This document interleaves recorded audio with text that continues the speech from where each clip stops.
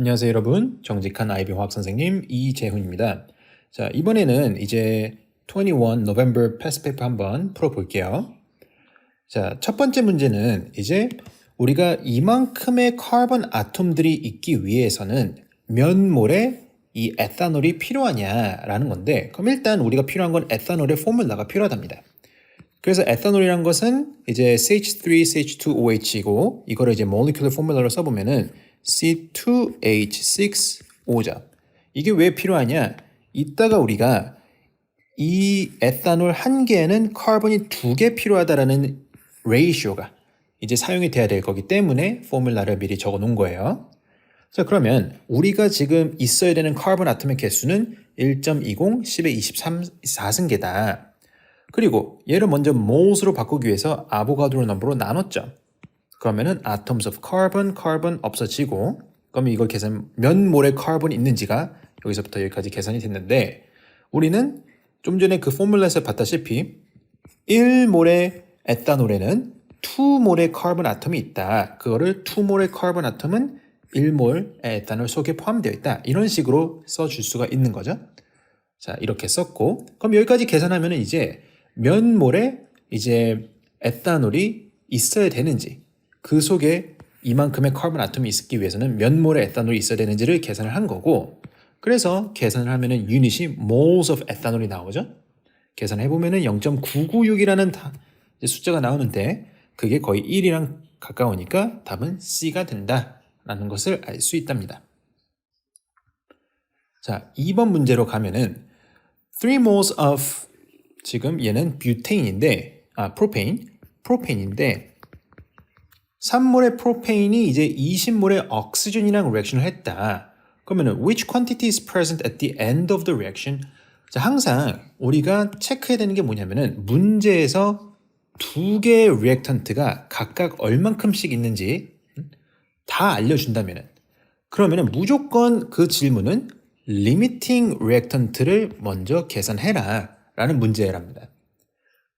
왜냐면은 리액션이 얼마나 일어나는지는 당연히 리미팅 리액턴트가 얼만큼 있는지로 결정이 되는 거기 때문에, 여러분이 한번 생각을 해보면은, 자, 얘네들은 지금 1대5 비율로 리액션을 하는 거죠. 자, 그럼 내가 3몰의 프로페인이 있으면은 1몰의 프로페인당 5몰이 필요하니까 3몰의 프로페인이 있으면은 총 15몰의 옥시전이 필요하다는 것은 금방 알 수 있을 거고, 그런데 우리는 20몰이 실제로 있으니까 이건 내가 필요한 거, 20몰은 내가 실제로 가지고 있는 거, 충분히 많이 가지고 있는 거죠, 옥시전은. 그래서 옥시전이 excess reactant인 거고, 그럼 프로페인이 우리의 limiting reactant구나. 그럼 모든 계산은 다 프로페인의 amount로부터 시작을 하면 된답니다. 그러면 이제 3몰의 프로페인이 있는데 곱하기, 우리는 얘가 다 사용이 되기 위해서는 몇 몰의 옥시전이 필요하다? 몰 레이쇼가 1대5기 때문에 1몰의 프로페인은 이제 5몰의 옥시전이랑 리액션을 합니다. 그래서 우리는 총 15몰의 옥시전이 이제 필요로 하기 때문에, 또는 사용이 되기 때문에, 실제 우리가 가지고 있던 건 20몰 중에서, 자, 그럼 빼면은 20몰 빼기 사용하는 거 15몰 빼면은 5몰의 옥시전이 남아 있겠죠. 그렇죠? 그래서 쌤은 이제 CO2는 또 얼만큼 만들어질 거고 H2는 또 얼만큼 만들어질 거고 그것도 계산하려고 했지만 옥시전을 운 좋게 먼저 선택을 해서 계산했더니 옥시전 5몰 남는다. 그게 B에 있네? 그러니까 B가 일단 답이 되는 것을 알 수가 있는 거죠. 그리고 end of the reaction에서는 당연히 이 프로페인이 limiting reactant이기 때문에 얘는 다 없어져야 된다, 0이 돼야 된다라는 것을 우리가 알 수 있고, 그러면 C랑 D는 3몰의 프로페인이 이제 리액션을 하면은 1몰의 프로페인당 우리는 3몰의 CO2가 만들어진다라는 것을 또 몰 레이쇼로 볼 수 있기 때문에 우리는 9몰의 CO2가 만들어지는 거지 12몰은 아니랍니다. 그래서 얘는 땡. 자, 그리고 우리가 또 3몰의 프로페인 곱하기 1대 얘는 이제 4죠. 4몰의 H2O. 그 몰 레이쇼를 해보면은 얘는 이제 12몰의 이제 H2O가 만들어져야 되기 때문에 또 16 땡인 거죠. 그래서 답은 B다. 자, 넘어가서 우리가 이 3번 문제는 이제 쌤이 시간이 많이 없었기 때문에 이거는 SL 영상을 보면은 거기에 똑같이 나오는 거거든요. 자, 그 SL 영상에 몇 번이냐면은 자, 4번 문제를 이제 보면은 똑같이 나오니까 이거는 그 풀이를 한번 좀 확인해 보세요. 굉장히 좋은 문제예요. 자, 넘어가서 우리가 which species has two more neutrons than electrons? 그럼 이거는 그냥 간단하게 그 개수를 한번 좀 찾아봐야 되겠죠. 자, 우리가 항상 조심해야 될 거. 이렇게 이제 써져 있는 표기 방법을 우리는 nuclear notation이라고 얘기를 하고 nuclear notation은 위에 있는 숫자가 뭐다? mass number고 아래에 있는 숫자가 atomic number라는 것을 잊어버리면 안 된답니다. 우리가 periodic table에 맨날 위에가 molar mass, 위에가 atomic number가 아래가 molar mass라서 이제 그걸 거꾸로 생각하는 학생들이 많은데 그러면 다 틀리는 거예요. 그럼 which species has two more neutrons than electron? 그러면 원래 리튬 아톰은 3개의 일렉트론을 가지고 있었는데 지금 1 플러스니까 일렉트론 한 개 더 빠졌으면 3개가 아니라 2개의 일렉트론을 가지고 있는 거죠. 그리고 얘는 뉴트론의 개수는 6 빼기 3, mass number 빼기 atomic number 하면은 3인 거고 3개의 뉴트론. 그럼 얘는 1개 차이가 나니까 일단 얘는 답이 아니다. 우린 2개 차이가 나니까. 그리고 베릴륨 2 플러스도 먼저 뉴트론의 개수는 9 빼기 4에서 5개 뉴트론 있어야 있고 그리고 이제 일렉트론의 개수는 원래 일렉트론 아톰일 때는 4개일 때 그런데 지금 2 플러스니까 일렉트론 2개 더 잃어버리면 2개의 일렉트론을 가지고 있으니까 3개 차이가 나는 거죠. 얘도 땡. 그러면은 소디움은 뉴트론이 23 빼기 11 하면은 이제 12개 뉴트론을 가지고 있는데 그런데 이제 원래 아톰일 때 일렉트론 11개 근데 1 플러스니까 10개가 되는 거죠. 그러니까 얘는 10개 일렉트론. 그러니까 얘네 둘이 이제 2개 차이가 나네. 그러니까 C가 답이 될 거랍니다. 자, 다른 거는 해보고 그리고 5번으로 넘어가서 Which statement explains why the second ionization energy of aluminum is higher than that of the first ionization energy of magnesium? 자, 그러면 우리가 이제 periodic table 상 봤을 때 마그네슘 옆에 알루미늄이 있고 그리고 우리가 first ionization energy of magnesium이랑 이제 헷갈릴 수 있으니까 이렇게 따로 적어놓고 시작할게요. second ionization energy of aluminum. 그런데 얘가 더 크다라는 것을 얘기를 하는 거죠. 왜 더 크냐? 그러니까 일단 더 크다라는 것을 알려줬다라는 것은 아마 알루미늄에서 두 번째 일렉트론 뺄 때 그 두 번째 일렉트론이 마그네슘 아톰에 있었을 때보다 더 세게 붙어 있기 때문이다. 그러니까 더 세게 붙어 있으면 우리가 빼내는 게 더욱더 어렵겠죠.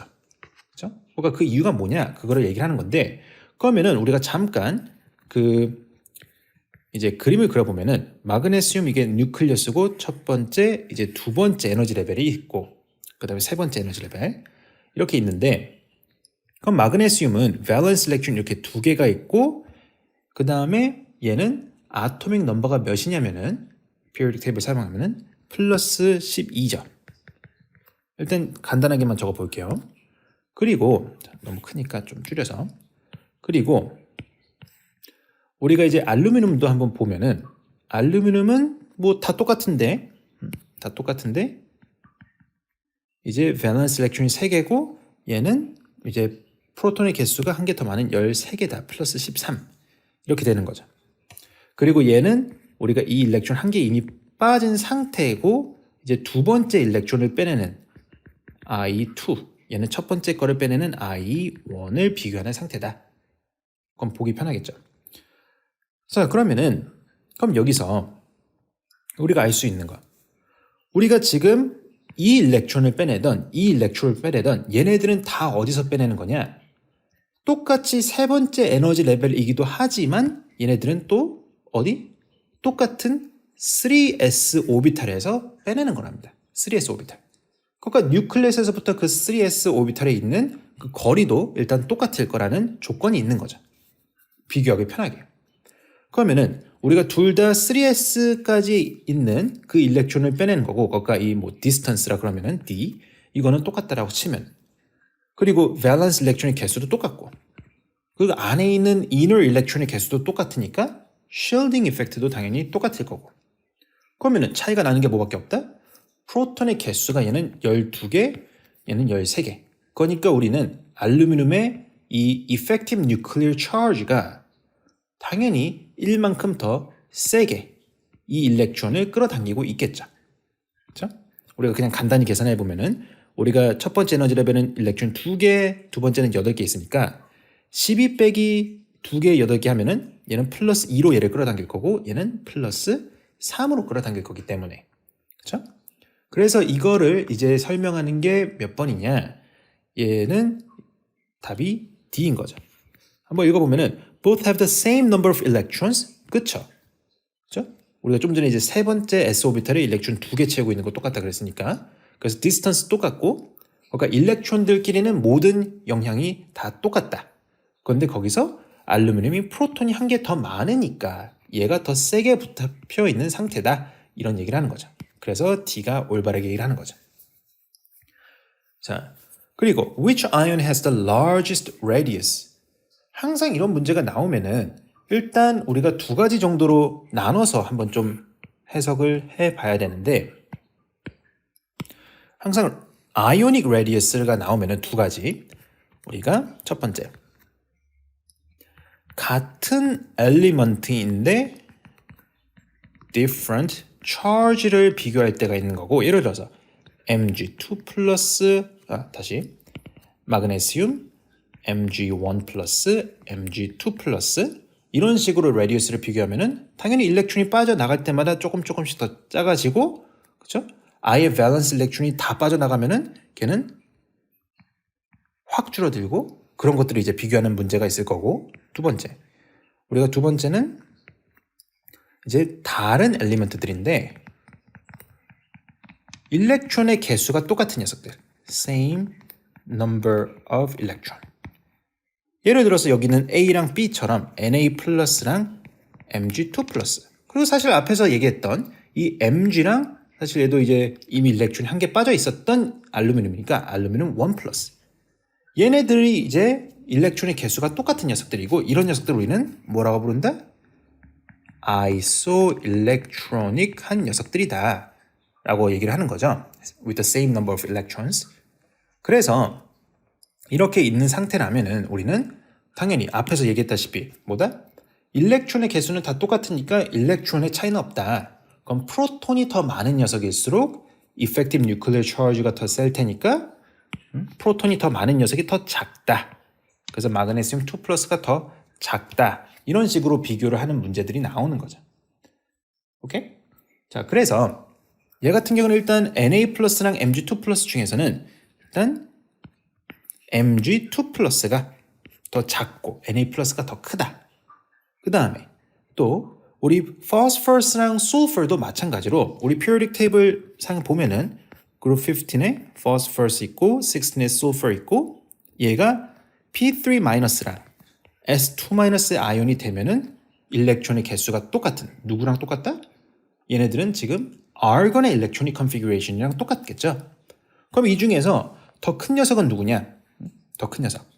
우리가 프로톤 개수가 더 적은 녀석이 더 큰 거죠. 그렇죠? 그래서 여기서는 P3-가 더 크다라는 것을 알 수 있는데 그런데 그럼 여기서 이제 Na 플러스랑 P3-의 차이점은 뭐냐? Na 플러스는 두 번째 에너지 레벨까지 가득 채우는 녀석이고 P3-는 얘는 세 번째 에너지 레벨까지 가득 채운 녀석인 거죠. 그럼 당연히 누가 더 클까? 당연히 얘는 이제 세 번째 에너지 레벨까지 C가 답이 되겠죠. 자, 이렇게 항상 레디우스는 두 가지 경우를 나눠서 생각을 하면은 문제 풀기가 편해요. 그리고 7번. 자, 이것도 구체적인 설명은 쌤이 SL 문제에다가 했답니다. SL 문제에서 여러분이 8번 한번 보면은 이제 설명에 도움이 될 거예요. 자, 넘어가서. 자, 그러면 이제 우리가 어떤 메탈 컴플렉스에 관련된 문제가 8번에 나왔는데 항상 이런 문제 풀 때는 이게 이 charge가 또는 oxidation state가 central metal 아이온의 charge를 저렇게 얘기를 하는 건지 아니면은 그 메탈 컴플렉스의 charge를 물어보는 건지 확실하게 구분을 지어서 문제를 봐야 된답니다. 실수해서 틀리기 딱 좋으니까.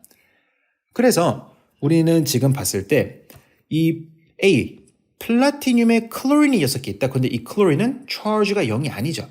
얘는 지금 플라티늄에 Cl-라는 리간드들이 막 이렇게 6개가 붙어 있다를 뜻하는 거기 때문에 얘는 Cl-, 그러니까 마이너스 자리가 6개 있다? 마이너스 6. 그럼 플라티늄은 4 플러스짜리여야지만이 그렇죠? 다 더해져서 마이너스 2라는 charge가 나오겠죠? 그래서 플라티늄은 지금 4 플러스짜리 oxidation state를 갖는 거다. 우리는 플러스 3짜리인데. 그래서 A는 아니고. 우리는 지금 central ion의 charge를 찾는 거니까 이 메탈 아이온, central metal ion의 charge를 구하는 거랍니다. A 아니고. 그럼 B, H2는 charge가 없는 리간드고 OH는 OH-를 뜻하는 거기 때문에 그래서 4개 물이 있어도 걔는 charge가 다 0. 그리고 OH-는 2개 있으니까 마이너스 2. 그러면 커퍼는 charge 보니까 X라고 두고 얘를 다 더한 게 뭐다? 0이 돼야 되는 거죠. 이 컴플렉스 전체 charge는 0이니까. 그래서 커퍼는 지금 뭐다? 커퍼 2 플러스짜리다 라는 것을 알고 있기 때문에 B도 답이 아니다. 그러면은 여러분이 다 해봤을 때 쌤이 리간드의 charge만 이제 얘기하면은 암모니아도 charge가 0짜리, H2 0짜리, 암모니아 0, Cl은 Cl-. 그래서 D번을 해보면은 코발트의 charge X라고 두고 암모니아 NH3의 charge를 0이니까 4개가 있어도 0. Cl-는 2개가 있으니까 마이너스 1짜리가 2개, 그럼 얘는 마이너스 2. 다 더해서 플러스 1. 그러니까 X는 몇이다? 플러스 3이기 때문에 얘는 코발트 3 플러스짜리가 있던 상태다. D번이 답이 되는 거랍니다. D번이. 자, 9번. 자, 이것도 우리가 이제 SL에서 이제 문제 푼 건데 이거는 10번 생각하면 되는데 basically 이거는 우리가 ionic bond strength를 이제 생각해 보면은 ionic bond strength는 cat ion과 on ion이 더욱더 세게 붙어 있을수록 ionic bonding이 더 센 거고 그럼 우리는 그 아이온들의 charge density를 생각을 해 봐야 된답니다. 그러면은 charge density가 뭐냐? charge over volume이기 때문에 어차피 volume은 그 아이온의 radius의 영향을 받을 거고 그래서 당연히 우리는 charge density 자기 사이즈에 비해서 얼마나 charge가 세냐 그게 charge density인데 charge가 크면 크고 radius는 작으면 작을수록 이 전체 값이 커지는 거겠죠. 그러니까 charge는 크고 그리고 radius 즉 volume은 작으면 작을수록 그러니까 답은 C가 된다라는 것을 알 수 있답니다. 자, 그리고 이 10번도 이제 SL 문제를 가서 보면은 좋을 것 같은데 그래서 이거는 결국 SL에서도 이제 10번 문제 11번 문제를 한번 보는데 근데 거기서도 얘기했다시피 우리가 both ionic covalent bonding을 갖기 위해서는 일단 ionic compound인데 근데 그럼 캣아이온과 언아이온으로 이루어져 있겠죠. 그런데 이 아이온 2개 중 적어도 하나는 뭘로 만들어져 있어야 된다? 폴리아토믹 아이온으로 만들어져 있어야 된다. 예를 들어서 A가 답인데 그 이유가 얘는 CH3COO-라는 폴리아토믹 아이온과 Na+라는 캣아이온이 붙는 거는 그건 아이오닉 번딩인 거고 CH3CO- 에타노에이트라는 아이온은 이렇게 생긴 이제 아이온인데 얘는 다 H들이랑은 다 코밸런트 번딩, 더블 번드 O도.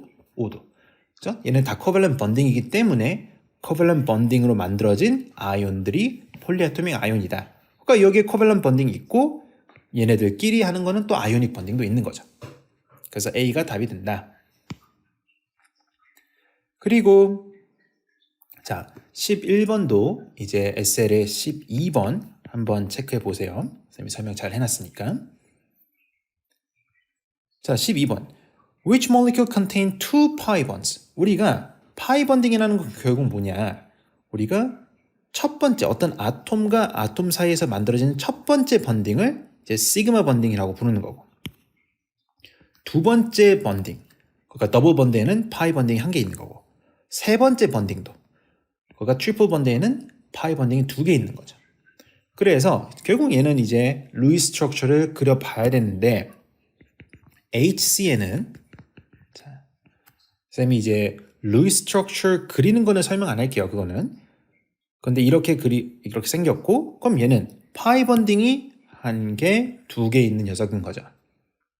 그러니까 얘는 일단 맞는 녀석인 거고. 그 다음에 H2CO3. 지금 얘도 우리가 한번 그려보면은 우리가 카본이 센트럴 아톰으로 있고, 그 다음에 옥시전 3개가 있고, 그 다음에 분명히 이 옥시전에 하이드로전이 한 개씩 이렇게 붙어 있는 상태일 거랍니다. 자, 그리고 우리가 또 억대룰을 만족시키도록 그려야 되기 때문에 얘는 한번 루이스 스트럭처를 그려볼게요. 그럼 카본은 밸런스 일렉트론이 4개, 옥시전 6개짜리가 3개 있으니까 6, 3, 18, 그 다음에 하이드로전 2개, 2개. 자, 그러면은 총 우리는 24개의 밸런스 일렉트론을 가지고 있는데, 항상 이게 덩어리, 몰리큘이어야 되니까 싱글 번딩은 이렇게 한 개씩 다 가져야 되는 거죠. 그래서 이렇게 그리면은 총 우리는 지금 10개의 일렉트론을 사용해서 번딩을 그렸기 때문에 14개의 일렉트론이 남는 거고, 우리는 나머지 일렉트론들을 이제 센트럴 아톰이 아니라 바깥쪽에 있는 이런 오비팅 아톰들의 억텟을 만족시키도록 먼저 사용한답니다.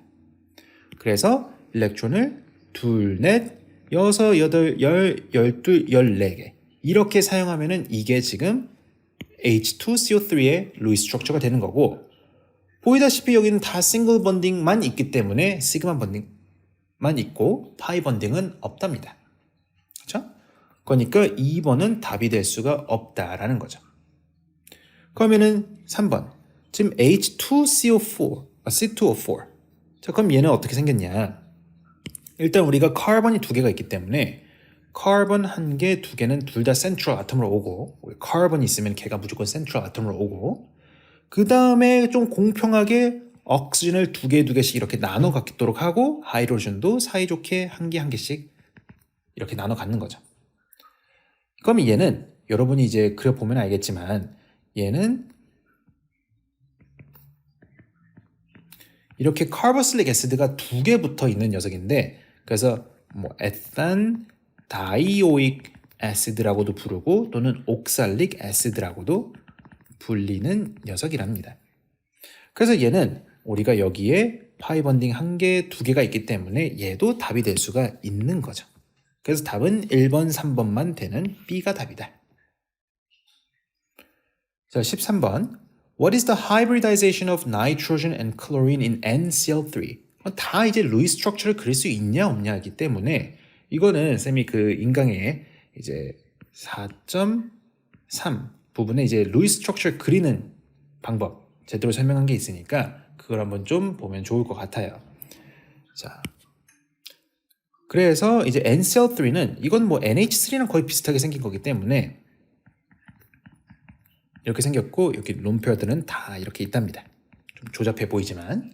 그래서 우리는 이 나이트로젠 아톰의 하이브리다이제이션을 이제 찾는 거기 때문에 이제 쌤이 그때 어떻게 가르쳤었냐면은 우리가 이 센트럴 아톰, 우리가 딱 찍은 아톰의 스테릭 넘버 또는 일렉트론 댄스 리전을 한번 찾아보세요. 그러면은 스테릭 넘버는 하나, 둘, 셋, 4개인 거죠. 일렉트론 댄스 리전이랑 스테릭 넘버랑 똑같답니다. 그래서 4는 우리가 이 하이브리다이제이션 할 때 결국 문제가 s오비탈 1개랑 p오비탈 몇 개를 섞냐, 그게 이제 궁금증인 건데, 이 1 더하기 x가 뭐다? 일렉트론 댄스 리전이랑 똑같답니다. 그래서 x는 여기서 뭐다? 3이다 라는 것을 알 수가 있는 거죠. 3이다. 그래서 우리가 이제 이 나이트로젠, 우리가 지금 나이트로젠 찝어서 얘기를 한 거니까 나이트로젠의 하이브리다이제이션은 sp3 하이브리다이제이션을 한다. 그래서 일단 답은 C 또는 D겠죠. 그렇죠?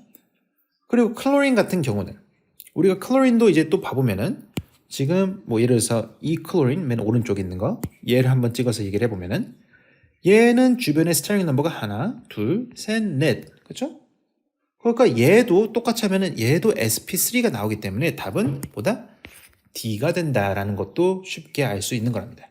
쌤이 이게 뭐 공식이라기보다는 하여튼 우리가 1 플러스 x가 이게 스타링 넘버랑 똑같다라는 이제 좀 쉬운 쌤이 가볍게 만든 공식이 하나 있으니까 그거를 이용하면 편할 것 같아요. 자, 그리고 14번. 이것도 SL에서 얘기를 한 거기 때문에 똑같이 나온 거라서 이제 넘어갈 거고 SL에서는 이것도 14번으로 나온 거니까 그리고 답은 이제 D번이 된답니다. 한번 체크해 보세요. 좋은 문제랍니다. 14번도. 자, 15번. 이것도 똑같이 나왔으니까 그것도 이제 14번 보러 간 김에 똑같이 보고 근데 결국 얘는 formation reaction의 definition을 제대로 알고 있냐? 우리가 HL이기 때문에 그 5단원에서 막 뭐냐 그 Born-Haber cycle 배울 때 별의별 definition 많이 배웠었죠. 그죠? 어차피 16번이 바로 Born-Haber cycle이니까. 잠깐 이건 얘기해 보면은 formation reaction 우리가 1몰의 어떤 substance를 만드는데 누구로부터? One mole substance produced from its standard state element 라고 얘기를 하는 거죠. 그러니까 얘는 이제 1몰을 무언가를 만들어야 되는 게 기준으로 적히는 건데 2, 2분의 1, 2분의 1 이미 거기서 다 틀린 거랍니다. 1몰. 그리고 얘를 구성하고 있는 standard state element는 리튬이랑 옥시전은 뭘로 존재한다? 리튬은 솔리드로 존재를 하고 옥시전은 O2 가스로 존재를 하는 거기 때문에 B번이 제대로 쓰인 거죠. 그렇죠? 자, 그래서 일단 답은 B가 된다라는 것을 알 수 있고 그럼 바로 16번을 이제 넘어가서 보면은 Born-Haber cycle에 무조건 우리는 formation이 어디 쓰이냐? standard state element를 가지고서 이제 이 ionic compound를 만들 때 이게 바로 formation reaction이고 이때 delta H가 delta H formation이라고 얘기를 하는 거죠. 그렇죠? 자, 그런 상태에서 이렇게 1몰의 ionic compound를 만들고 그 1몰의 ionic compound를 다 gaseous ion으로 바꾸는 게 그게 바로 lattice enthalpy change인 거고. 그렇죠? 자, 그래서 우리가 여기서부터 시작해서 이렇게 가는 과정은 결국 이렇게 가는 과정이랑 똑같다. 결국 Born-Haber cycle이라는 것은 Hess's law랑 똑같은 내용이랍니다. 그런데 우리가 생각을 해보면은 Hess's law를 여러분이 이제 배웠을 때 SL에서 다뤘던 Hess's law는 다 covalent molecule들에 한해서만 배웠었던 거고 지금 얘네들은 ionic compound들에 대해서 다루는 거죠. 그러니까 어떻게 생각하면은 Hess's law를 ionic compound에 적용시킨 게 그냥 Born-Haber cycle이다. 그렇게 생각하면은 훨씬 간단하답니다. 훨씬. 자, 그러면은 여기서부터 이 과정들도 쌤이 define 한번 해보면은 자, 여기서는 이제 소디움 솔리드 아톰들이 이제 소디움 gaseous 아톰들로 바뀌었다라는 거기 때문에 이거는 우리가 heat of atomization of 누구? 소디움. 그런데 이 atomization의 definition은 1몰의 gaseous 아톰을 만드는 거랍니다. 즉, 프로덕트가 1몰의 gaseous 아톰이 돼야 되기 때문에 지금 여기서는 2몰의 gaseous 아톰을 만드는 거니까 뭐다? 이거의 2배를 해야 되는 거죠. 그래서 2 곱하기 108이 되는 거죠. 즉, 108이 heat of atomization of sodium이라고 볼 수 있는 거랍니다. 자, 그리고 여기서 정말 좋은 게 한 개 또 나오는데 그럼 이 두 번째 과정은 뭐냐?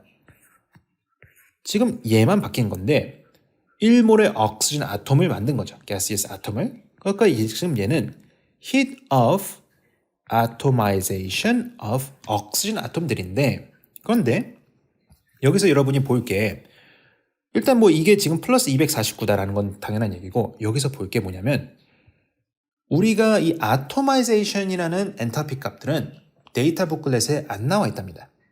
그러면 이게 어디서 나와 있냐? 종종 페이퍼 2에서 이 atomization을 주지도 않았는데 여러분한테 이것을 어디선가 찾아서 문제를 풀어라라는 경우도 있는데 여러분 우리가 O2라든지 H2, 뭐 N2, F2, Cl2 대충 이 녀석들. 얘네들은 다 스탠더드 스테이트가 가스죠. 그렇죠? 가스.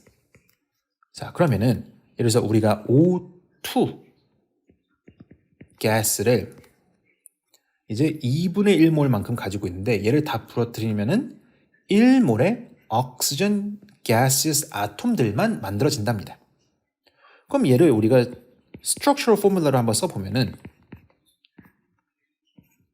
이렇게 되는 건데 이거는 뭐랑 똑같냐면은 2분의 1몰의 gaseous OO 더블 번들을 부러뜨리는 거랑 똑같기 때문에 자, 이거의 엔탈피 체인지 이 엔탈피 체인지를 우리가 atomization of oxygen이라고도 부르지만 또 어떻게 쓸 수 있다? 2분의 1몰의 OO 본드 엔탈피 라고도 똑같이 쓸 수 있는 거죠. 그래서 얘네들, 이 녀석들은 다 gaseous 상태로 존재를 하고 다 gaseous bonding들을 가지고 있는 녀석이기 때문에 얘네들의 atomization은 우리가 2분의 1 bond enthalpy, OO는 이제 O double bond O, H2는 HH single bonding, 이제 N2는 N triple bonding, F2나 Cl2나 다 single bonding. 이렇게 표시를 할 수가 있는 거죠. 그거는 여러분이 꼭 알아두셔야 돼요. 학교에서도 잘 가르쳐 주지는 않는 내용이니까. 자, 그래서 이런 부분이 있고, 그리고 이제 여기서 소디움 아톰을 이제 Na 플러스로 만드는 거니까 이건 내가 첫 번째 일렉트론을 빼내는 즉 first ionization 에너지에 근데 내가 2몰의 소디움 아톰을 아이온을 만드는 거니까 곱하기 2를 한 거죠. 자, 그리고 이제 O를 O1-로 바꿨다가 O2-로 바꾸는 거니까 O1-. Remember 항상 ionization 에너지나 electron affinity는 일렉트론을 빼거나 더할 때 한 번에 몇 개? 무조건 한 번에 한 개씩만 빼거나 집어넣는 거랍니다. 한 번에 한 개씩. 그래서 첫 번째 일렉트론을 집어넣었으니까 얘가 O1-로 바뀌는 거고 거기에 또 두 번째 일렉트론을 집어넣었으니까 그 second electron affinity 그래서 O1-가 O2-로 바뀌는 거죠. 설명이 긴데 그래서 결국 여기서부터 시작해가지고 이렇게 갈 때 엔탈피 체인지들을 다 더한 거나 이렇게 갈 때 더한 거나 결국은 뭐다? 똑같다. 이게 뭐다? 결국 그냥 헤스스 로우 한 거죠. 자, 그래서 여러분이 이제 이거를 다 했을 때 라티스 엔탈피를 구하라는 거니까 우리가 식을 이렇게 쓸 수 있는 거죠. 자, 식을 쓰면은 자, 결국 우리는 이거를 다 더한 게 이렇게 가는 거랑 똑같다라는 거니까 우리가 2 곱하기 108 atomization of sodium 더하기 249 더하기 2 곱하기 496 더하기 마이너스 141 더하기 790 지금 이렇게 써놓은 게 이거를 다 더한 거예요, 그냥. 그럼 이거는 이거랑 똑같다니까 마이너스 414 더하기 heat 자, enthalpy change of lattice. 그러면 여러분이 그냥 이거를 1로만 넘겨가지고서 이제 rearranging을 하면은 답이 나오는 거겠죠. 그거는 여러분이 해보고 그러면은 답이 A가 나오는 겁니다. 자, 넘어가서 17번. In which of the following situations is the forward reaction spontaneous? 자, forward reaction이 spontaneous. 자, reactant가 product 할 때 spontaneous 하다는 것은 델타 G 값이 마이너스 보를 띄어야 된다라는 거죠. 그래서 자, 우리가 이런 거를 표현할 때 굉장히 다양하게 표현할 수가 있는데 우리가 델타 G 값이 일단 마이너스가 되기 위해서는 이런 식들도 배웠답니다. 델타 G는 자, 다시 델타 G는 마이너스 RTLN equilibrium constant 이 식도 있었고 그래서 우리가 이거를 계산했을 때 델타 G가 마이너스가 나오려면은 어차피 R 값 플러스 값이죠. 템퍼처도 켈빈 플러스 값이고 그럼 lnk가 플러스 값이 되려면은 우리가 로그 그래프가 이렇게 되기 때문에 너무 대충 그렸나? 자, 이렇게 되기 때문에 1이고. 그래서 우리는 얘네가 다 포지티브 값이 나와야지 마이너스랑 곱해져서 얘가 마이너스로 나오는 거니까 lnk는 그럼 1보다 커야 된다라는 조건을 여기서 알 수 있는 거죠. 그렇죠? 그래서 lnk는 일단 k가 1보다는 커야 된다라는 조건을 일단 알 수 있는 거고. 자, 그래서 equilibrium constant is greater than 1 under standard condition. 맞는 내용인 거죠. 1보다 커야 된다. 그래서 17번에 일단 A가 맞는 거고, 그리고 이제 나중에 어차피 또 나올 테니까 cell potential is negative. 자, 그러면 우리가 또 이제 redox reaction을 공부할 때 9단원에서 이런 식을 또 배웠답니다. 델타 G는 마이너스 NFE 셀. 이게 셀 포텐셜인 거죠. 이 셀이. 그러면은 우리는 얘가 또 마이너스로 나오기 위해서는 자, 이 N은 일단 moles of electron인 거 기억하고, 딴 녀석의 moles가 아니라 electron의 moles예요. electron number of moles고, 이것도 어차피 얘는 positive. 그리고 F, 이것도 파라다이의 constant인데 이거는 플러스 96,500이라는 값이기 때문에 이것도 어차피 플러스. 그래서 우리는 이 셀 포텐셜이 플러스가 되면은 얘는 spontaneous reaction이다 라고 하고, 그래서 거기서 나왔던 게 뭐냐면 셀 포텐셜이 positive다? 그럼 걔는 voltaic 셀. 또 그럼 셀 포텐셜이 마이너스다? 그럼 걔는 unspontaneous reaction, 즉 electrolytic 셀이다 라는 것도 우리가 알 수 있답니다. electrolytic 셀. 자, 그 두 가지를 좀 알 수 있고, 그러면은 셀 포텐셜이 네거티브다? 아니죠. 셀 포텐셜이 포지티브여야지 델타 G가 마이너스, 즉 스폰테니어스하다. 얘는 여기서 땡. 그렇죠? 자, 그리고 the Gibbs free energy change, 즉 델타 G가 of the reverse reaction은 네거티브다. 아니, forward가 네거티브면은 reverse는 positive여야 되겠죠. 거꾸로 가니까. 그러니까 이건 여기서 틀린 거고. The entropy change of the universe for the forward reaction is negative. 자, 이거는 그때마다 다 다른 거죠. 우리가 그거는 모른답니다. 왜냐면 이 델타 G를 계산하는 식이 델타 H 마이너스 T 델타 S였는데, 우린 델타 H랑 델타 S의 부호가 어떻게 되느냐에 따라서 이게 뭐 플러스냐, 이게 한 개 플러스고 한 개 마이너스냐, 얘가 마이너스 얘가 플러스냐, 아니면 둘 다 마이너스냐, 이런 거에 따라서 그 조건들이 달라졌답니다. 어쩔 때는 템퍼러처가 클 때만 스폰테니어스하고, 어쩔 때는 템퍼러처가 낮을 때만 스폰테니어스하고, 아니면 어쩔 때는 항상 스폰테니어스하거나 항상 언스폰테니어스한 경우도 있기 때문에 이거는 그 엔트로피 체인지는 그 리액션들마다 다르기 때문에, 그리고 여기서는 어떤 리액션인지 모르니까 This is a vague question. 그래서 D는 답이 될 수 없다. It's too extreme. 자, 그럼 넘어가서 28번도 이제 SL 문제에서 나왔던 거기 때문에 이거는 설명이 조금 기니까 SL 문제에서 17번 한번 참고해 보세요. 그리고 19번도 똑같이 SL에서 있기 때문에 이원 간 김에 SL 18번도 한번 확인하시고. 자, 넘어가서 그러면은 which graph shows a first order reaction? 항상 이 오더에 관련된 그래프 관련된 문제라면은 우리는 뭐부터 해야 되냐? 그래프의 X축과 Y축이 뭔지부터 우리는 체크를 해야 된답니다. 축부터. 자, 그래서 그런데 쌤이 이제 뭐 SL 거는 보라고 하지만 답만 좀 얘기를 해줄게요. 답은 얘는 B고 얘는 A랍니다. 자, 다시 넘어가서.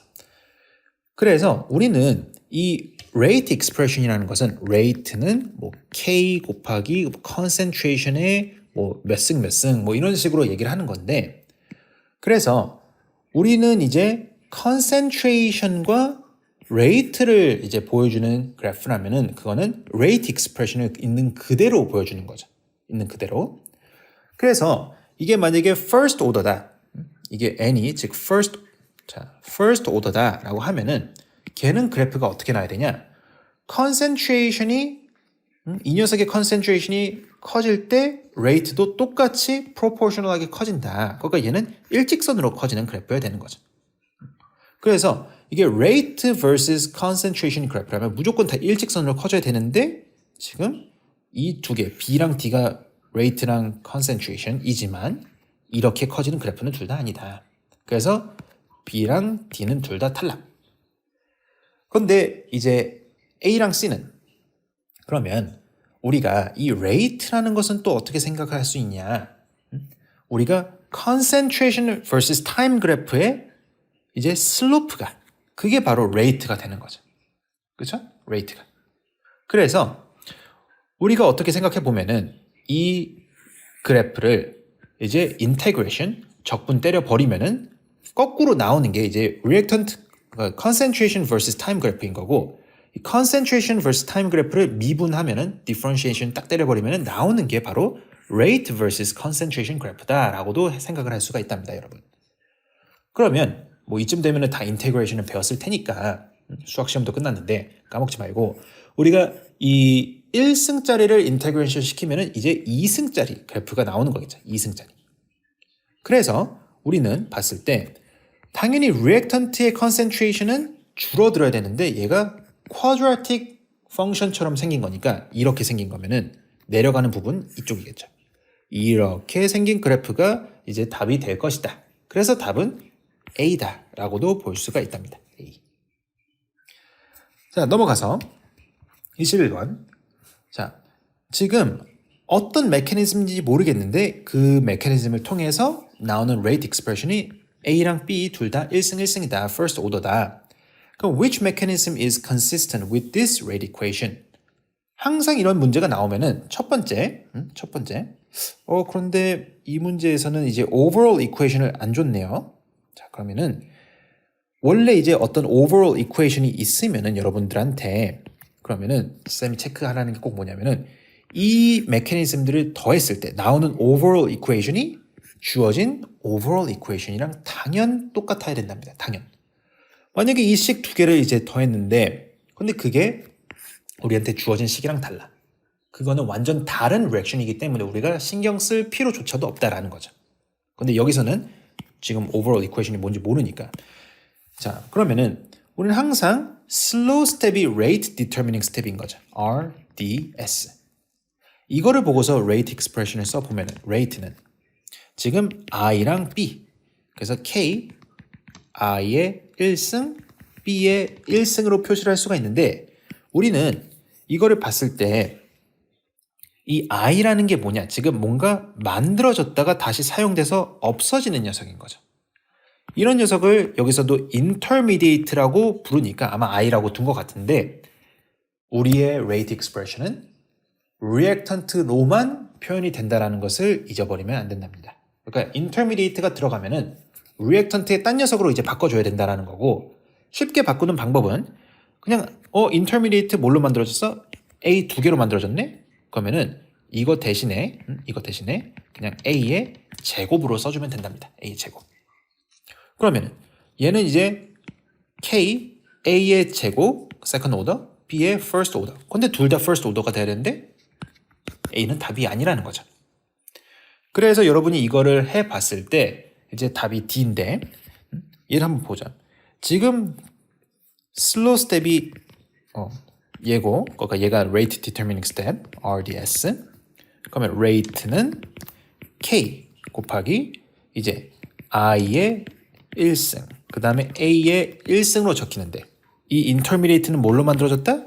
B 한 개니까 이거 대신에 B 1승으로 써주면 A의 1승, B의 1승으로 적히니까 답은 D가 된다라는 것도 똑같이 알 수가 있는 거죠. 자, 넘어가서 22번. 자, 항상 우리가 이 equilibrium constant 문제가 나오면은 좀 충분히 실수를 많이 할 수 있는 부분이 어디냐? 아마 reaction quotient인 것 같아요.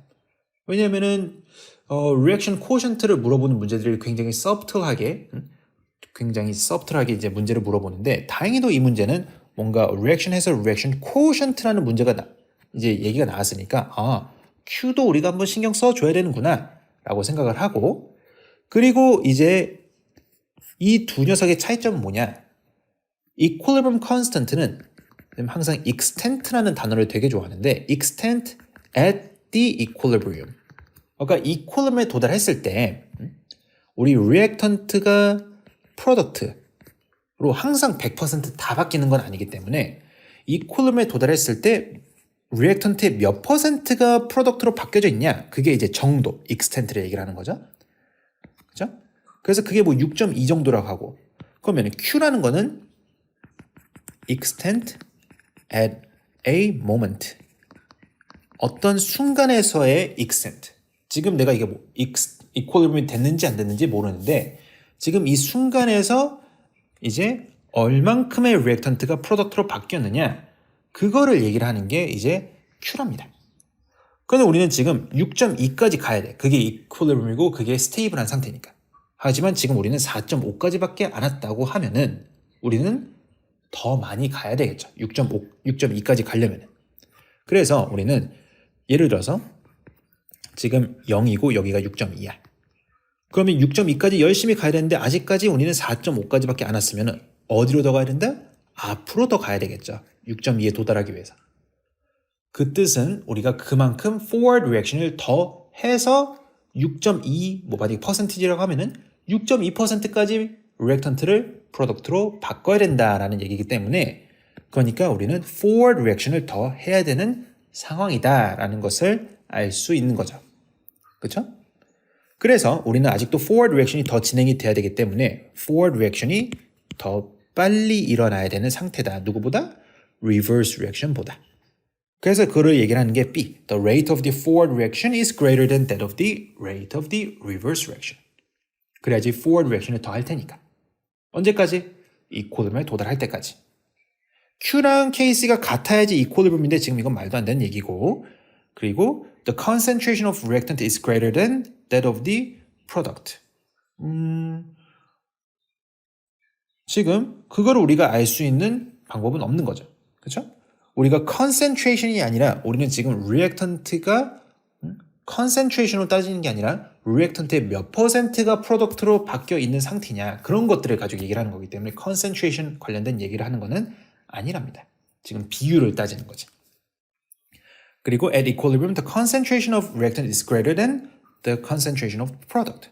그것도 우리는 이제 따지고 본다면은 at equilibrium이라면은 우리가 지금 KC가 6.2라는 건 어떻게 계산이 되냐?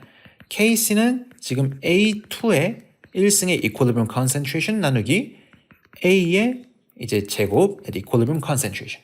그렇죠? 그래서 이렇게 비율이 equilibrium constant나 아니면 equilibrium concentration이 아니라 그냥 어떤 시간에서의 concentration 하면 그거는 Q값을 얘기를 하는 건데 어찌됐건 우리는 지금 이게 6.2가 된다라고 하면은 이렇게 fraction을 계산했을 때 이게 1보다 크네? 그럼 그 뜻은 뭐다? 우리의 numerator가 denominator보다 크다라는 뜻을 가지고 있는 거죠. 그렇죠? 크다. 그러니까 우리는 이 product의 concentration이 더 커야 되는데 얘는 지금 reactant의 concentration이 더 크다 이런 얘기를 하고 있는 거기 때문에 그거는 틀린 거죠. 자, 22번 그래서 넘어가고 23번 이것도 이제 정말 좋은 문제죠. 우리가 뭐 다양한 텍스트북들을 보면은 그러면 거기에 이제 뭐 Gibbs free energy와 관련된 어떤 그래프가 있는데 그거를 잘 이해를 못하는 학생들이 사실 태반이랍니다.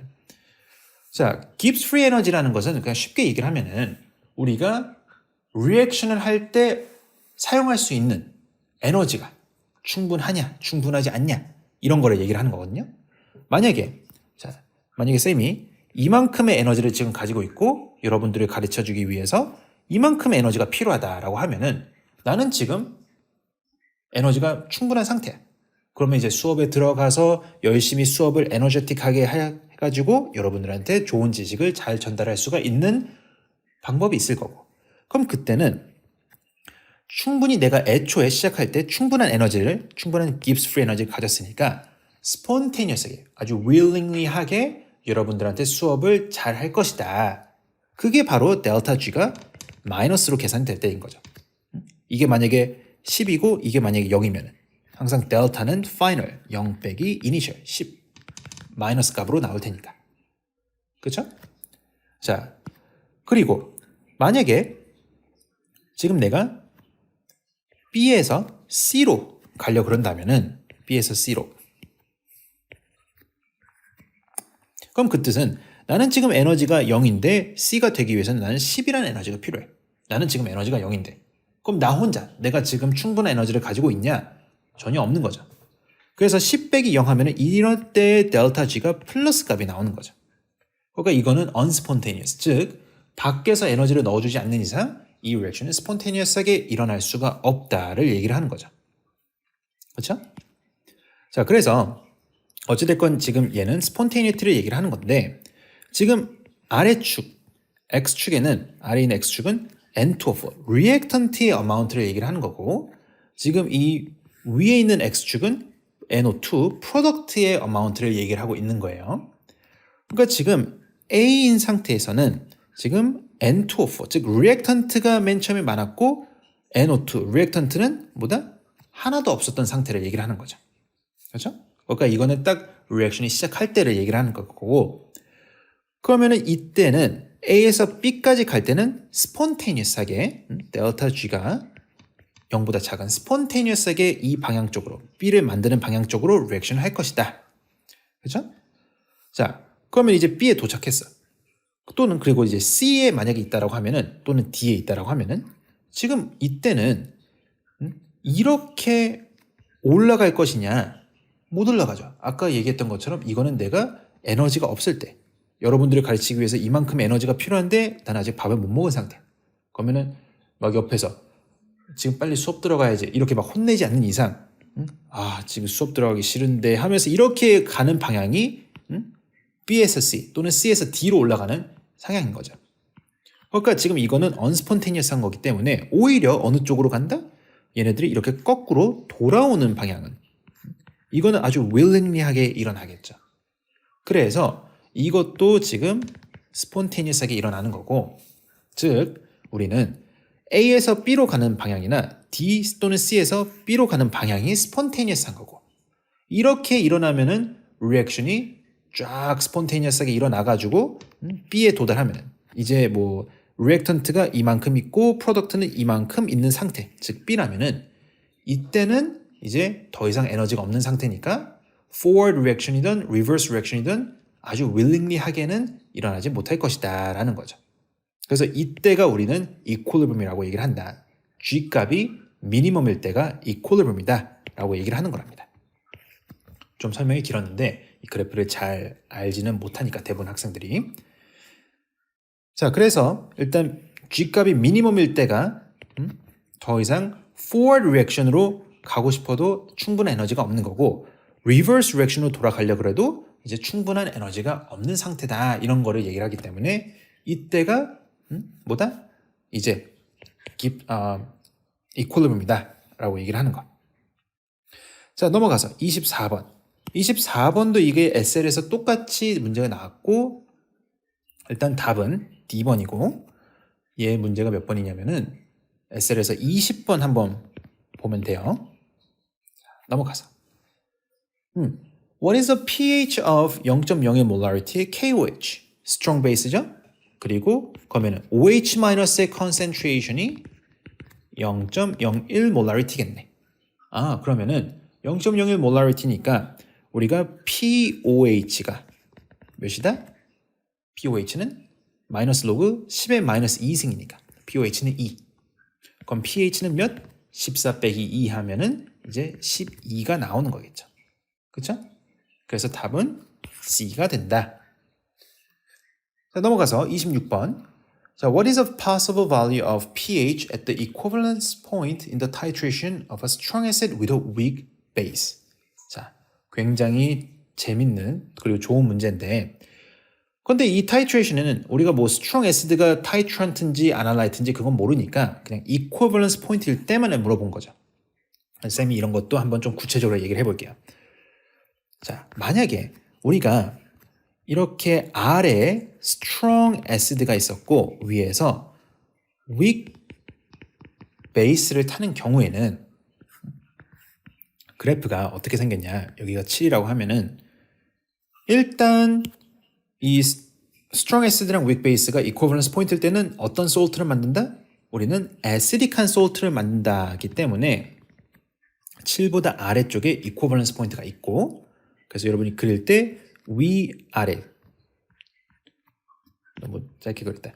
좀 더 위에다가 자, 이런 식으로 위아래 이 distance가 똑같은 점을 한 개 찍어주고 왜냐면은 우리가 그래프는 S자 형태로 생겼는데 그 S자 이 드라마틱하게 pH가 바뀌는 미드 포인트가 바로 equivalence 포인트로 그려져야 되니까.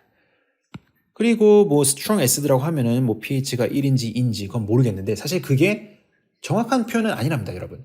우리가 학교에서 배울 때는 이 strong acid가 무조건 pH 1에서 시작한다, 2에서 시작한다? 무조건 그런 건 아니거든요. 만약에 10에 마이너스 4 몰라리티의 HCl이 있으면은 걔는 pH가 4이기 때문에 무조건 pH가 1이다, 2다? 그거는 사실 조건이 붙는답니다. 무슨 조건이냐? 학교에서 얘기를 안 해주지만 우리는 pH 그 concentration이 0.1 몰라리티인 strong acid를 사용한다라면 0.1 몰라리티라는 조건이 주어지는 거거든요. 사실 그리고 또 strong base도 마찬가지로 pH가 14다, 13이다. 그것도 사실 0.1 몰라리티의 strong base일 때라고 얘기를 하는 거랍니다.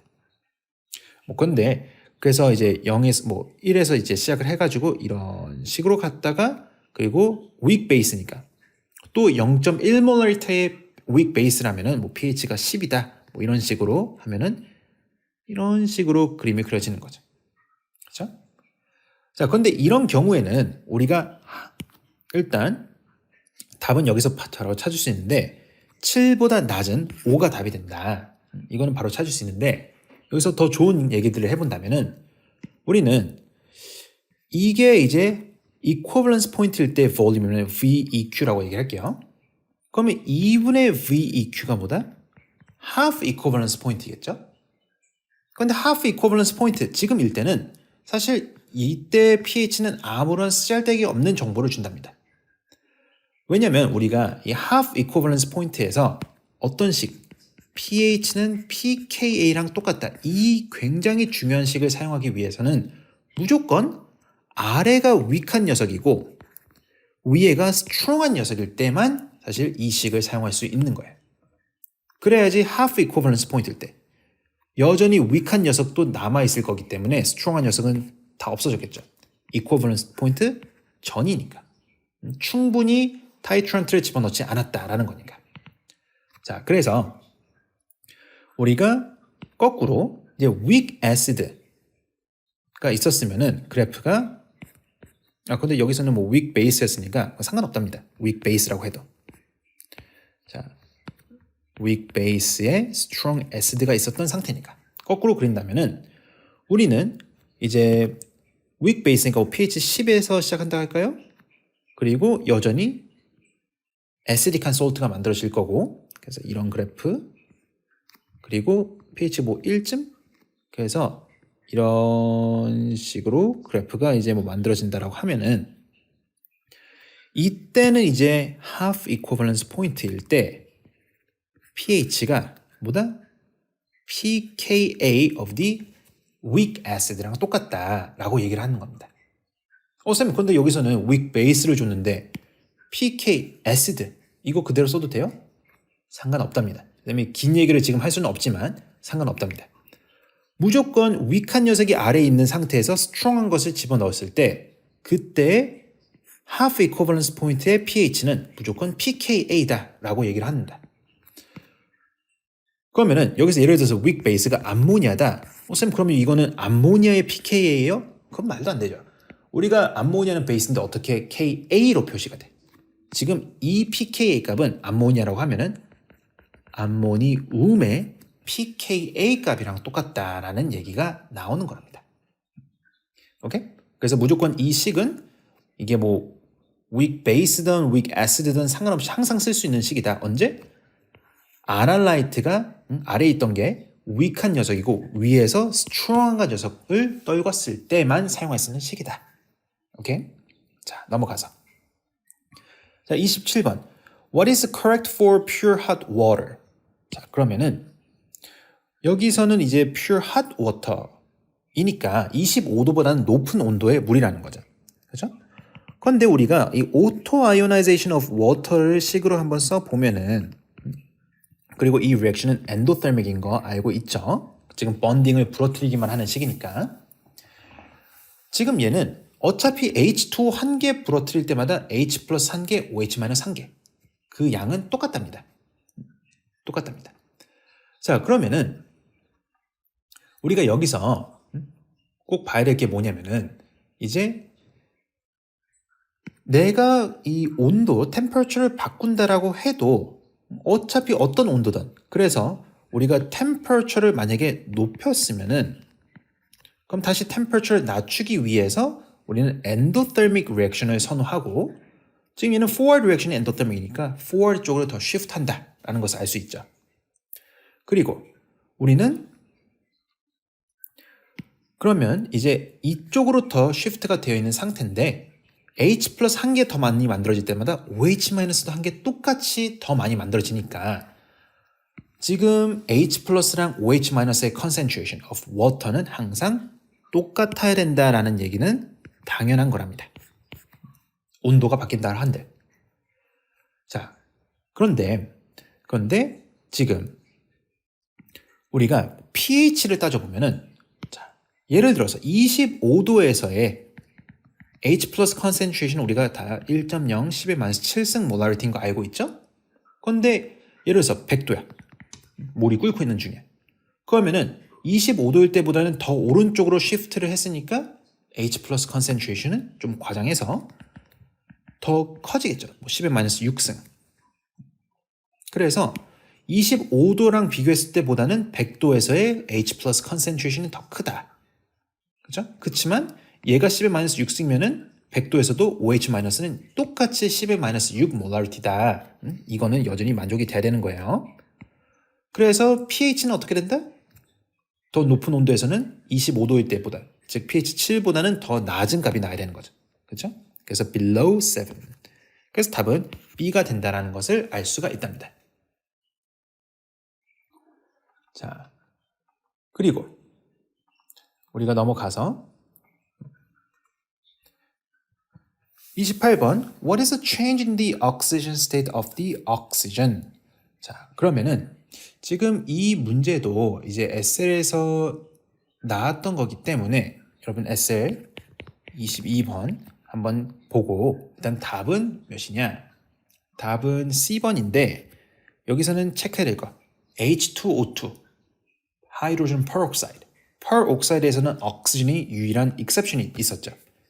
옥시전은 대부분 마이너스 2죠. 하지만 언제 빼고? 자기 자신보다 일렉트로 네거티비티가 더 센, 예를 들어서 플로린이랑 붙어 있을 때는 그때는 플러스 2가 되고, 이렇게 H2O2로 있을 때 이때는 페록사이드 O2 2-로 있을 테니까 이때는 마이너스 2가 아니라 마이너스 1로 있다. 그거를 체크해서 한번 이제 SL 거 한번 보세요. 넘어가서 29번. 지금 얘도 이제 똑같이 SL 문제로 나와 있는 거니까 SL의 24번 한번 보면 되고, 그리고 답은 D번 되고, 자 30번. 자, 이거는 이제 좀 HL 문제 나온 게 나왔죠. 그래서 지금 항상 여러분이 체크해야 되는 게 뭐냐면은, 쌤도 예전에 IB 했을 때 진짜 짜증났던 게 바로 이 포텐셜 부분이랍니다. 겁나 헷갈리거든요, 진짜. 근데 왜 헷갈리냐면은 이게 지금 어떤 기준으로 적혀져 있는지 누구도 얘기를 해준 사람이 없기 때문에 이게 굉장히 헷갈렸는데, 그런데 항상 이 일렉트로드 포텐셜이라는 것은 항상 그 기준이 리덕션 기준으로 적혀져 있는 거랍니다. 리덕션 기준으로. 뭐 예를 들자면 우리가 본드 엔탈피도 그게 번딩을 부러뜨리는 거 기준으로 적혀져 있죠. 무조건. 그러니까 그거와 마찬가지로 지금 이 일렉트로드 포텐셜이라는 것도 무조건 리덕션 기준으로 적혀져 있기 때문에 지금 여기 적혀져 있는 식도 다 일렉트론이 왼쪽에 있는 건 다 뭐다? 일렉트론을 이제 absorb 해가지고, 그쵸? 게이닝 해가지고 우리가 리덕션 하는 식들이 여기 적혀져 있는 거고, 그러니까 이 리덕션 리액션들이 얼만큼 잘 일어나는지가 바로 여기에 있는 일렉트로드 포텐셜이다 라는 것을 알 수 있는 거죠. 그래서 쌤 생각에 혹시 이 문제를 좀 헷갈리게 만들면은 어떤 문제로 나올 수 있냐? 여태까지는 다 나오면은 무조건 리덕션 이퀘이션 주고 그거에 대한 포텐셜, 즉 리덕션 포텐셜을 줬고 그러면 리덕션 포텐셜이 더 크면 클수록 더욱더 파지티브 하면 할수록 더욱더 리덕션을 잘한다는 거죠. 그렇죠? 그런데 나중에 가서 혹시 이런 문제가 나오면 어떡할까 생각을 해볼 수 있죠. 만약에 우리가 뭐 얘네들은 이렇게 리덕션 기준으로 줬는데 한 녀석은 이렇게 억시데이션 기준으로 준 거야. 플러스 0.76. 그럼 대부분의 학생들이 그냥 대충 이것만 보고서 아 그래 이거는 리덕션 기준이었지 하면서 아 그러면은 여기서는 얘가 제일 리덕션 잘하고 그 다음에 얘가 리덕션을 다음으로 잘하겠네? 이런 식으로 생각하면서 진짜 헷갈리게 만드는 문제도 충분히 나올 수 있다라고 생각한답니다, 쌤은. 그래서 항상 가르쳐 줄 때 무조건 뭐부터 해야 되냐? 주어진 식이 있으면은 그 식이 리덕션 기준으로 적혀져 있냐 아니냐? 여긴 다행히도 다 리덕션이네? 그럼 이거는 당연히 리덕션 포텐셜 기준이구나. 그렇구나. 오케이. 자, 그럼 그걸 보고서 어떻게 우리가 짝지어야지만이 스폰테니어스하게 리액션이 일어나냐? 그걸 물어보는 거죠. 그럼 우리는 당연히 이제 리덕션 포텐셜이 더 큰 녀석이 리덕션을 하게끔 하고 그 다음에 작은 녀석이 거꾸로 억시데이션을 하게끔 해야 되겠죠. 그래야지 이제 voltaic cell, spontaneous한 셀이 만들어지는 거니까. 자 그러면 일단 이거에 대한 답은 D인데 그러면은 이제 맞는 관계랑 틀린 관계 한번 해볼게요. A. zinc 2 플러스가 PB랑 만난다? 자 그러면은 zinc 2 플러스는 zinc가 이런 식으로 리덕션을 한다라는 거고 얘가 리덕션 할 거고 PB는 얘가 이제 적힌 거니까 리액턴트 사이드에 이렇게 거꾸로 얘가 억시데이션을 한다 라고 적어 놓은 건데 이게 맞냐? 리덕션 기준으로 보니까 우리는 PB가 더 리덕션을 잘하죠. 그러니까 우리가 리덕션을 하기 위해서는 PB2 플러스가 PB로 바뀌는 리덕션을 해야 되고 억시데이션은 누구? zinc가 zinc 2 플러스로 바뀌는 형태의 리액션을 해야 된다라고 우리가 봐야 된답니다. 그래서 지금 얘는 이제 식이 거꾸로 적힌 거죠. 이거는 unspontaneous한 식이다. 그리고 그러면 이제 D를 보면은 그럼 D는 PB가 브로민이랑 이제 리액션 한다. 아 그러면은 여기서 PB랑 브로민 봤을 때 브로민의 리덕션 포텐셜이 더 큰 거 맞죠?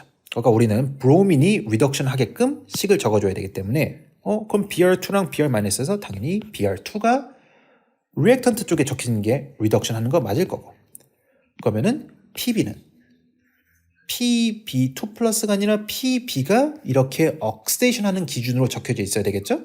그러니까 PB가 이렇게 적혀져 있는 것도 올바른 거죠. 그러니까 D가 스폰테니어스하게 이제 리액션 하는 것을 보여주는 게 맞다라는 겁니다. 자, 그래서 여러분이 이제 또 앞에서 쌤이 한번 그 델타 G는 마이너스 NF 이 식도 이제 설명 한번 했었잖아요. 아까.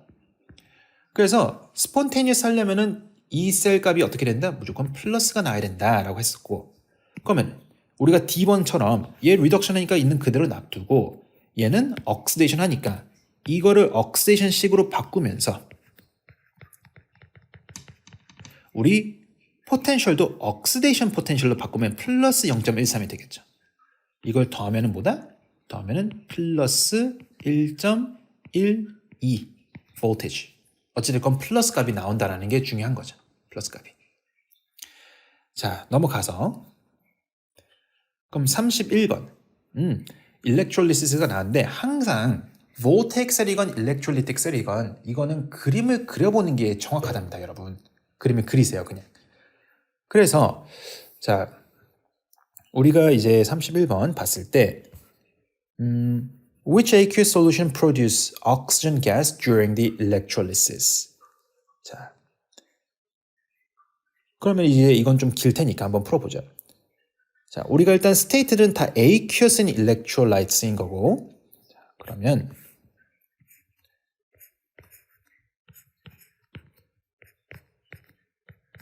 쌤은 항상 왼쪽에다가 아노드를 이제 그리는 거를 좋아하기 때문에 이렇게 그려놓고 시작할게요. 아노드는 황소 한 마리 on-ox. 그래서 oxidation 일어나고 여기서 positive. 캐토드는 negative electrode고 빨간 고양이 red cat. 자, 이렇게 나오고 지금 inert electrode를 사용한다 그랬으니까 얘가 뭘로 만들어지는지는 신경 쓸 필요가 없다. 1번의 경우. 자, 지금 copper chloride랑 이제 aqueus으니까 우리 electrolyte에는 지금 copper 2+랑 Cl-랑 aqueous가 보다 물 속에 녹아 있다라는 거죠. H2O도 있다. 오케이? 자, 지금 여기 뭐 별의별 거 다 적혀져 있는데 쌤 생각에는 이런 거 굳이 볼 필요는 없다라고 생각한답니다. 왜냐하면은 쌤이 가르쳐 줄 때는 이렇게 얘기를 하거든요. 그래서 여러분이 혹시나 이거를 좀 배우고 싶으면은 인강 가가지고 19점 몇이냐 1에 electrolysis 한번 좀 보면은 좋을 것 같아요. 거기에 좀 더 자세하게 설명했으니까. 그래서 우리가 일단 선택을 해야 됐죠. 일단 이 아노드 쪽으로 갈 수 있는 거는 아노드가 파지티브니까 Cl-가 가거나 물이 가는데 우리가 여기서 중요한 건 뭐냐면 이 dilute라는 단어가 중요하답니다. 우리가 항상 IB에서 dilute냐 아니면 concentrate느냐 그래서 우리가 만약에 dilute 상태의 halide 아이온이라면은 걔보다는 물이 가서 우리가 리액션을 한다라고 보거든요.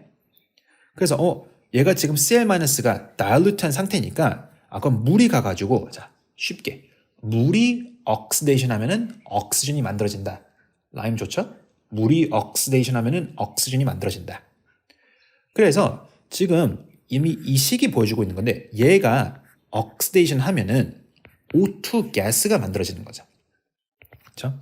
그래서 지금 여기서는 dilute이기 때문에 우리는 Cl-가 아니라 H2가 가가지고 이제 우리의 아노드에서 oxygen 가스가 만들어질 것이다 라고 얘기를 할 수 있죠. 지금 우리는 oxygen 가스가 만들어지는 녀석이 누구냐를 찾는 거니까. 1번 오케이.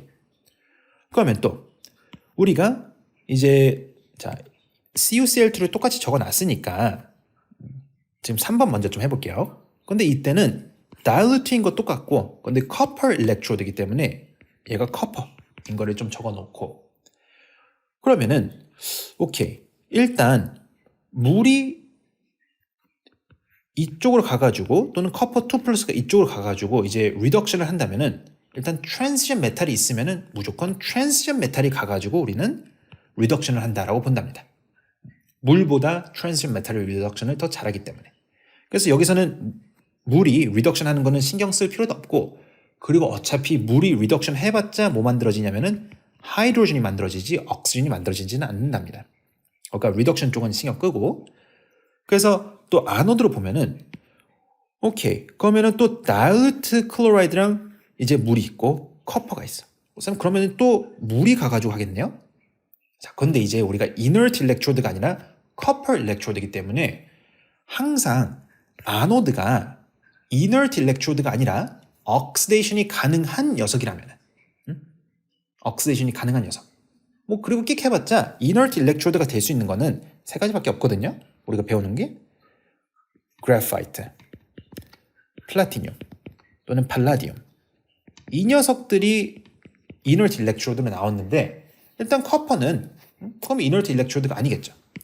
그래서 inert electrode가 아니면은 우리는 무조건 우선순위가 누가 oxidation을 할 수 있는지 그 우선순위가 무조건 그 electrode가 들고 간답니다. 그래서 여기서는 물이 oxidation 하는 게 아니라 커퍼가 뭐 커퍼 2+든 커퍼 1+든 이러고 바뀌는 거죠. 그러니까 여기서는 물이 만들어지지 않는다라는 거고. 그래서 3번은 땡. 그러면 어차피 우리가 뭐 두 개는 선택해야 되니까 1번 맞고 그럼 2번이 되겠죠. 그렇죠? 잔머리를 쓴다면.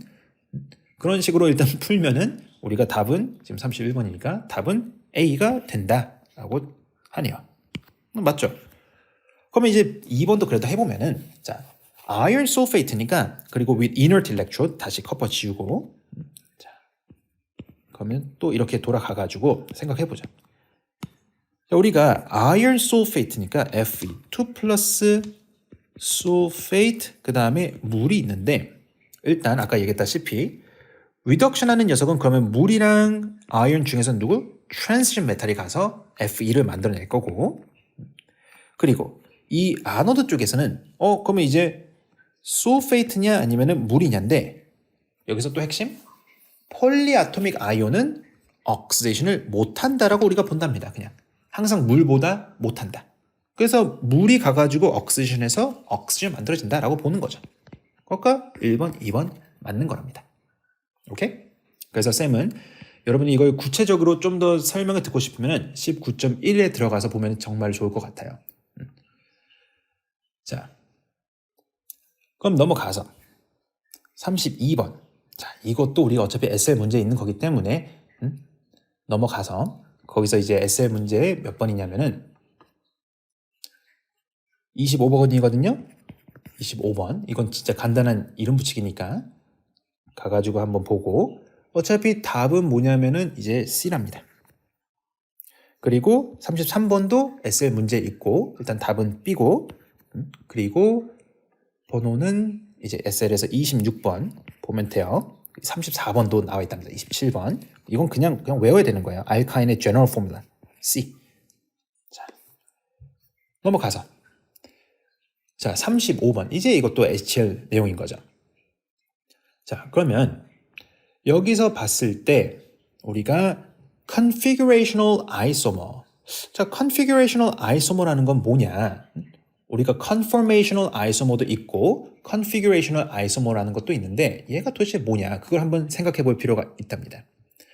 자, 우리가 이제 isomer는 크게 이제 우리가 SL에서 structural isomer 배우고 그 다음에 이제 HL에서 geometrical isomer랑 그 다음에 optical isomer 이 두 가지를 배우잖아요. 그런데 거기서 배우기 전에 또 뭘 배우냐면은 configuration과 conformational isomer로 나누는데 이렇게 우리가 나눈답니다. 스테레오 아이소머라는 게 있고 그 다음에 structural 아이소머라는 게 있고 아이소머라는 것은 근데 이 스테레오 아이소머라는 것이 이제 두 가지 configurational과 conformational로 나뉘는데 사실 이 conformational은 우리가 아이소머 취급은 안 한답니다. 얘는 왜냐면은 얘 같은 경우는 이제 예를 들어서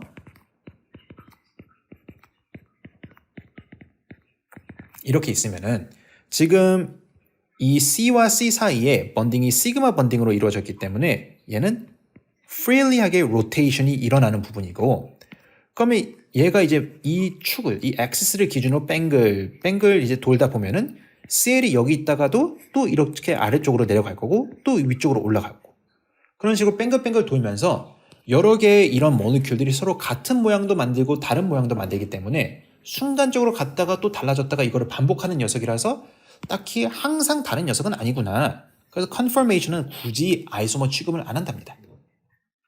그런데 configuration은 항상 permanent하게 이 stereo라는 게 이제 공간적인 의미를 가지고 있기 때문에 permanent하게 그 공간이 다르게 생긴 녀석이어야 된다라는 거죠.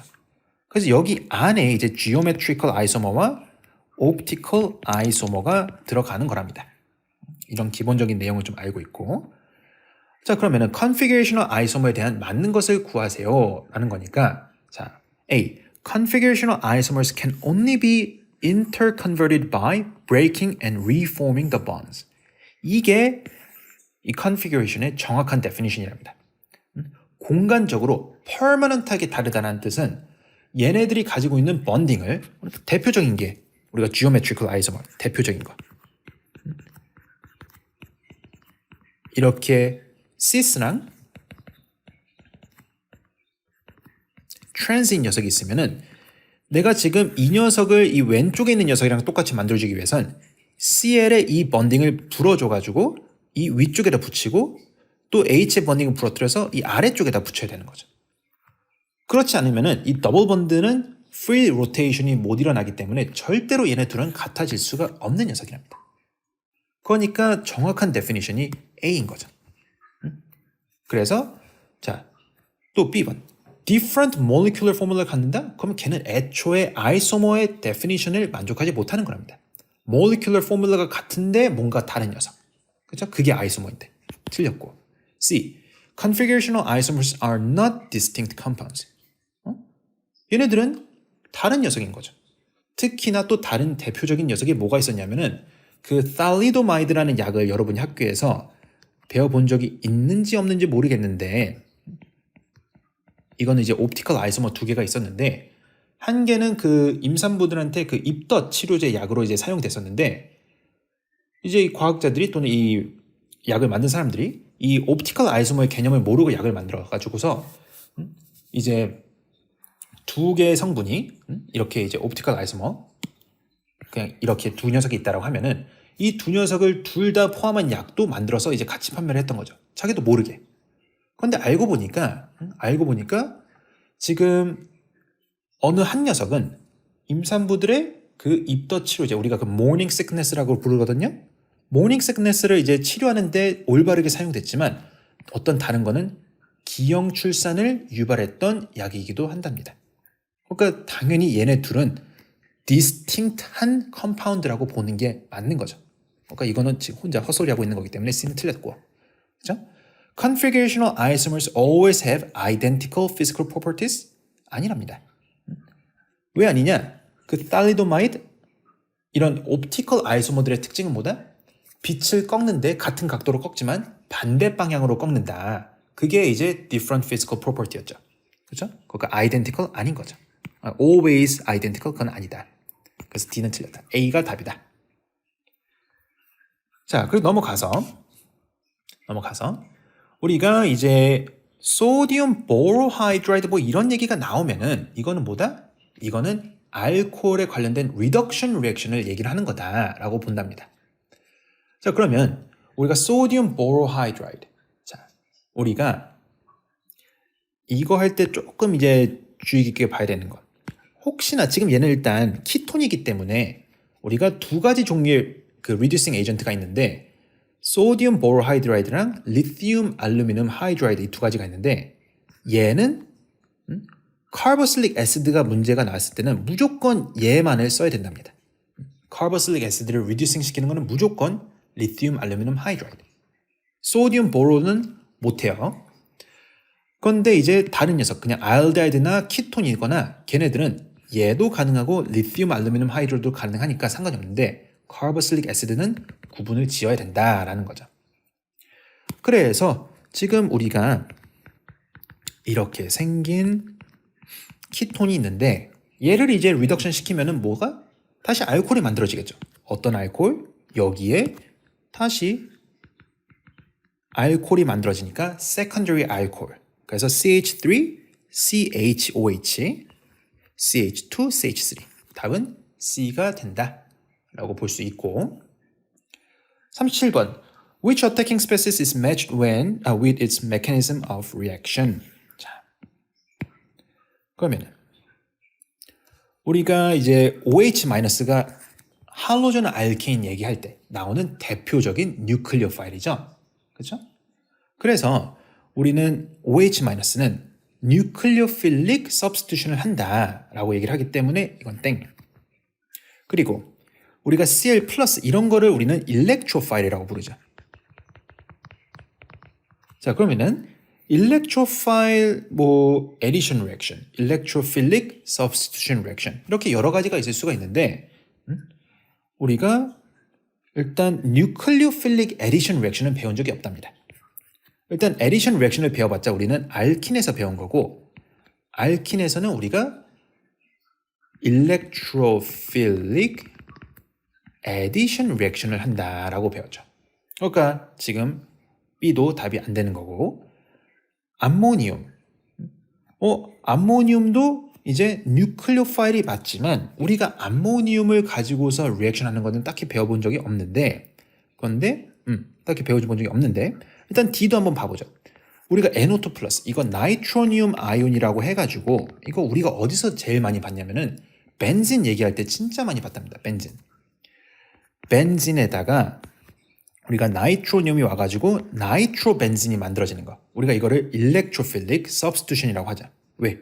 원래 여기 있던 H 한 개를 나이트로늄이 밀어내고 여기에 서브스티튜트 한 거니까. 그래서 D번이 일단 올바른 얘기를 하고 있는 거랍니다.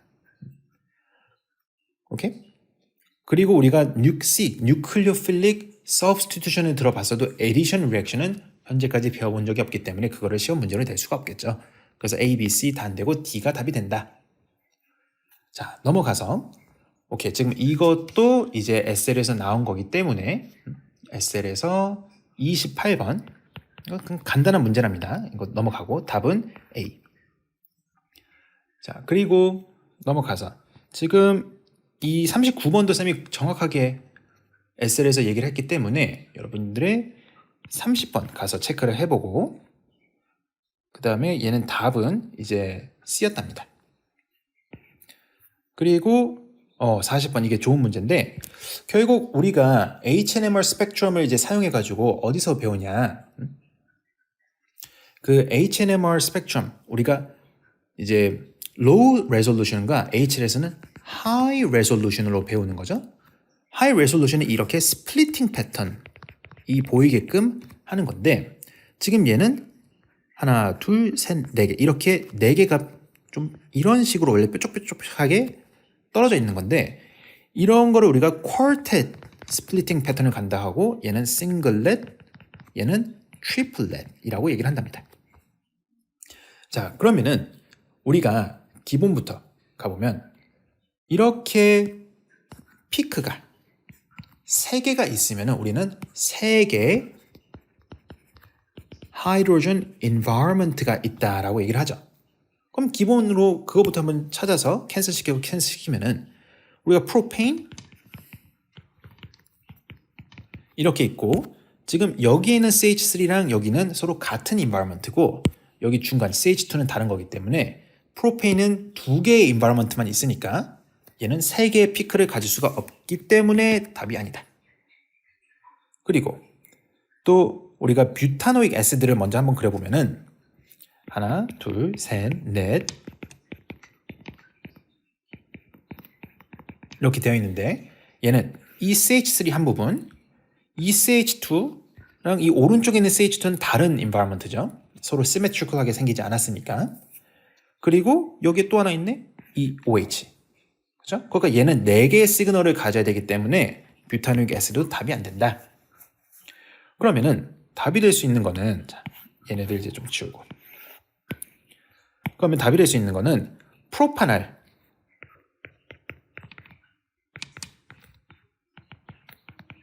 얘랑 그 다음에 에틸 에탄오이트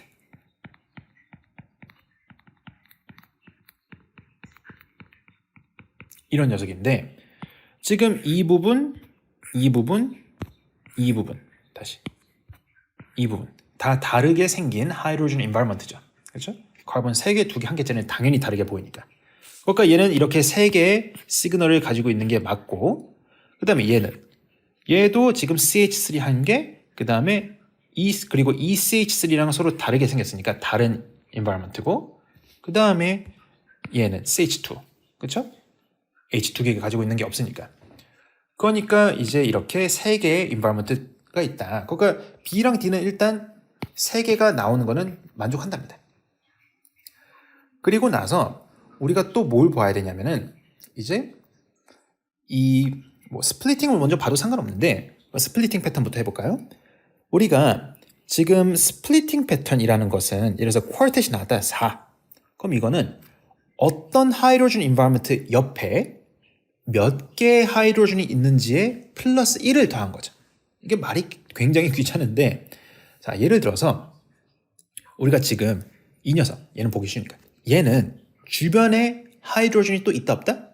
그러니까 자기 자신의 인바이러먼트를 제외하고 없죠. 그렇죠? 얘 주변엔 C가 있는데 여기는 하이드로젠이 안 붙어 있으니까. 그래서 얘는 주변에 하이드로젠이 0개고 그래서 얘는 0 플러스 1을 한 1. 즉 1개짜리 이런 피크를 만들어낸다라는 겁니다. 1개짜리. 다른 거는 이렇게 4개짜리가 있고 아니면 3개짜리가 있는데 지 혼자 싱글렛으로 만들어낸다라는 거죠. 그러니까 우리가 싱글렛이 있다라는 뜻은 우리는 이 하이드로젠 인바이러먼트 중에 주변에 하이드로젠이 없는 녀석도 있어야 된다라는 건데 얘는 주변에 H 2개짜리 있죠. 그러니까 얘는 2 플러스 1이니까 얘가 만들어내는 스플리팅 패턴은 이렇게 3개짜리가 돼야 되는 거고 얘는 주변에 한 개, 두 개, 세 개, 그 다음에 네 개가 있기 때문에 얘가 만들어내는 것은 퀸텟 하나, 둘, 셋, 넷, 다섯 개짜리 스플리팅 패턴. 그리고 얘는 주변에 H가 두 개 있기 때문에 여기 그러니까 얘는 트리플렛을 만들어야 된다. 그러니까 프로파날은 싱글렛을 가지고 있는 게 하나도 없는 거죠. 그런데 여기서는 이 녀석이 싱글렛을 만들어야 되니까 그것만 보더라도 답은 이제 D번이 답이 된다라고 얘기를 할 수가 있는 거랍니다. 자, 이렇게까지 해서 우리가 마무리를 할게요. 자, 여러분 고생했습니다.